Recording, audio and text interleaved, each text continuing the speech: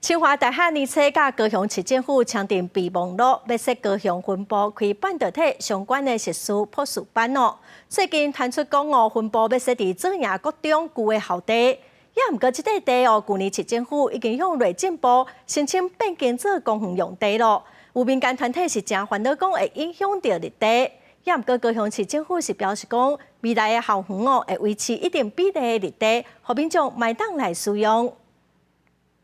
民众带狗仔散步，一大片绿地本体是高雄左营国中的旧校地，未来有可能成做清华大学部分校地，是因为清大今年初和市政府签订设分部 MOU， 要开办半导体等相关的硕士博士班。毋过，共一个地点，市政府伫去年向内政部申请变更做公园用地，一寡人民团体就伫咧烦恼，该本高用地会地属绿地减少。都市计划会整个建筑的量体会增加了5.5倍以上。 它本来的楼高公园只能够盖可能3层楼，未来可以盖到8层楼，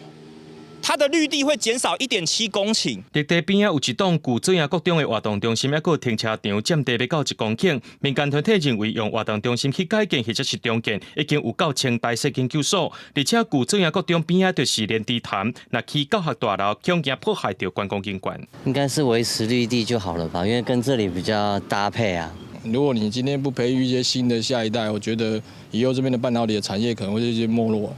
民众的看法无同款，因为无论观光或者是半导体产业，对高雄来讲拢是发展的重点。39名的里长全数赞同。环保团体的部分，高雄市绿色协会也表示支持。那另外也有其他的专家学者也纷纷表示赞成。所以，针对莲池潭景观的维护，是否未来也会要求清大保留校地里面的既有的老树以及建物？都发局表示，清大已经答应会保留旧左营国中现有的老树，还有活动中心等建筑物。未来要求学校采用低密度以及着公园化共用设计，以持一定比例永久性用地，正做绿地使用。记者综合报道。